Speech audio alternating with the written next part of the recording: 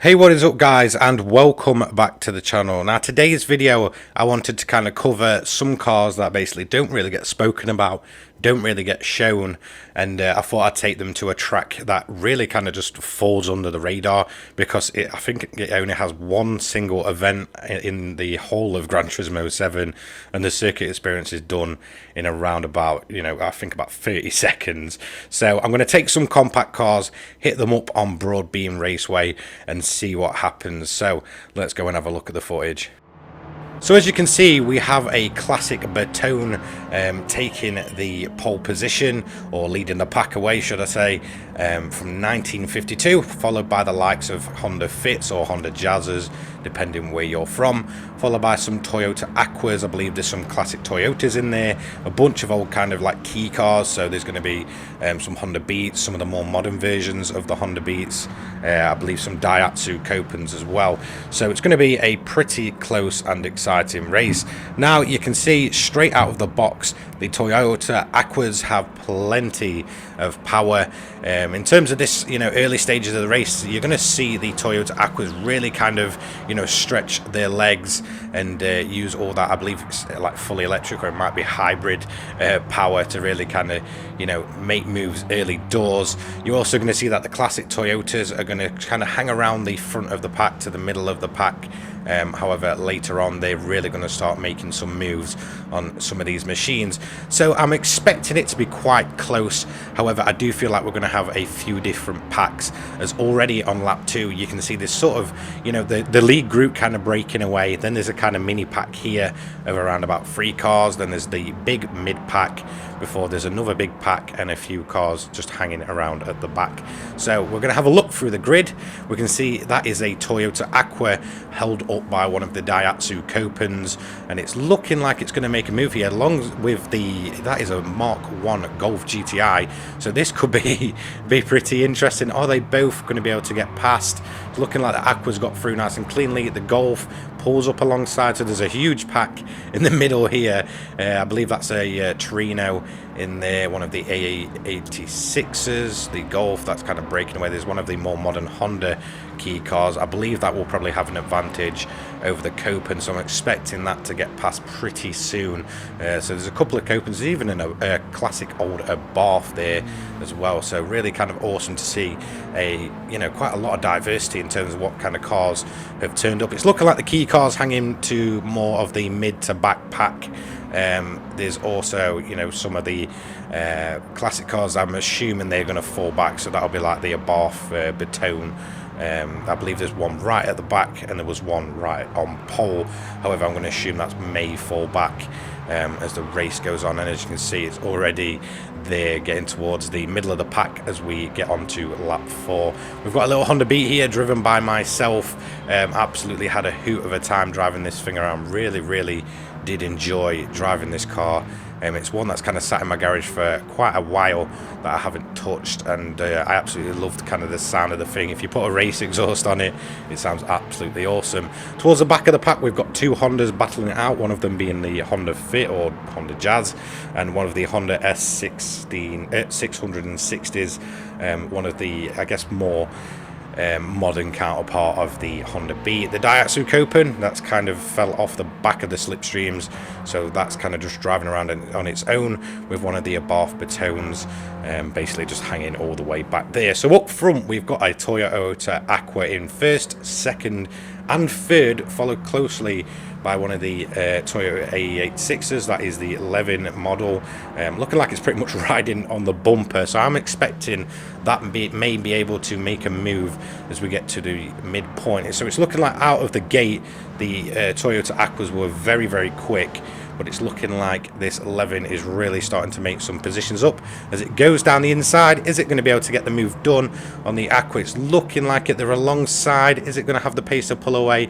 It does. It manages to get clear, so it's looking like that's going to try and chase down the other Toyota Aquas. We've got the Torino here in 6th place. It's about to make a move on one of the Honda Fits. It's looking like it's just had to tuck in behind for now, so I'm wondering if it's going to get past and make its way up into P5.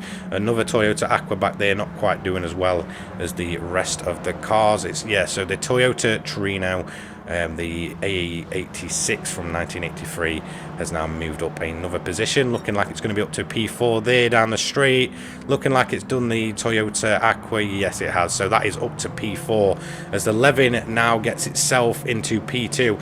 So it's almost as if the Toyota Aquas have kind of lost pace in this later stage of the race, and the classic Toyotas are really kind of, you know, starting to make that push up the grid. I believe the Levin started higher than the Trino, which started around about sort of mid to the back of the pack. So, you know, nice little trainer cars here. It's looking like the Trino might have got caught up there, so maybe the Honda Fit can make a move. We've got my Honda Beat sort of making some time up, gaining on the Volkswagen Golf GTI, which is looking like it's a little bit stuck. The Abarth Baton, well, that's kind of, you know, really kind of dropping back at this point, as it's kind of getting chased down by a couple of the Honda key cars and a Honda Fit.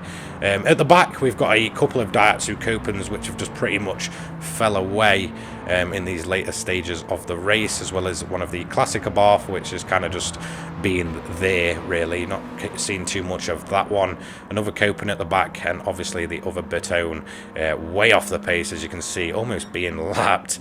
So I'm expecting the leaders to get onto the back of that towards the end of the race. So this big train is going on just behind the two leaders. It's looking like the Levin might be able to make a move on the Aqua here. It's looking like them Aquas really just don't have the pace in these last couple of laps. Is it going to be able to get the move done down the main straight?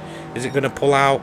It'll be, yeah, there you go, it's going straight down the inside here of the Aqua. Is it going to be able to clear it? No, it's had to tuck in this time, so the Aqua pretty good on its handling through those corners, as it's looking like the Trino is now through up to P3 and is now gapping on the Aquas, but now also the Honda Fit as well, managing to get past the Aquas. So somewhere something's gone wrong for those Aquas. The pace is just not there in the later stages. I wonder if that has something to do with the type of sort of system they're running on. I generally can't remember for the life of me if it's electric or hybrid.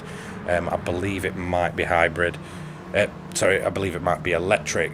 So up here with myself, I'm just getting a little nudge out there by one of the Aquas, as I'm now going to drop back to P9 after chasing the Volkswagen Golf GTI. However, I'm going to get that move done again on the Toyota Aqua. For some reason, I'm just managing to keep in the slipstream of the Golf and allow it to kind of, you know, just push me through in the race. Further back, we've still got the Honda Fit and one of the key cars battling it out, as another Honda Fit looks to join in, a bright yellow one. So really kind of a nice standout car. The Baton, though, has really dropped back, and right at the back we have a bunch of Copens and another one of the Batons.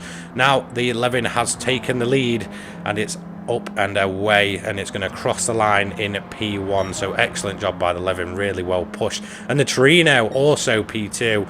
So classic Toyotas have overtook the Aquas, who have just absolutely lost pace last on, and it was definitely looking like the Aqua wouldn't have even got a podium if there'd have been an extra lap, because that Honda Fit was really catching, as the Golf now joins in the bunch of Toyota Aquas. Further back we've got the key car Honda holding out from the Honda Fit, followed by another Honda Fit. So they are doing pretty well, those little Honda Fits and the key cars. The Baton drops all the way down to P14 there at the end, followed by a bunch of Copens. So thank you so much for watching. I thought I'd just really kind of highlight some of the more obscure, maybe forgotten about cars in Gran Turismo. I know a lot of people really do love the idea of kind of starting out in slower cars when it comes to the, you know, the career mode and such, and kind of working their way up. However, I feel like Gran Turismo didn't have a massive emphasis on these slower cars. They were sort of there for around about the first, I don't know, 30 minutes to 45 minutes of the game, and then they just kind of disappeared from then on, you know, apart from maybe the Key Car Championship, which got added with one of the updates. So really kind of cool to kind of highlight some of those machines, you know, stuff like the Honda Fit, some of the key cars, Toyota Aqua, which was many people's starter car. I believe it was my first ever car in Gran Turismo 7, and some of the classic Toyotas, which, you know, they're legendary at this point. So thank you so much for watching. Don't forget to like, comment and subscribe. Turn the notifications on, and I'll see you all later. Cheers, guys. Peace.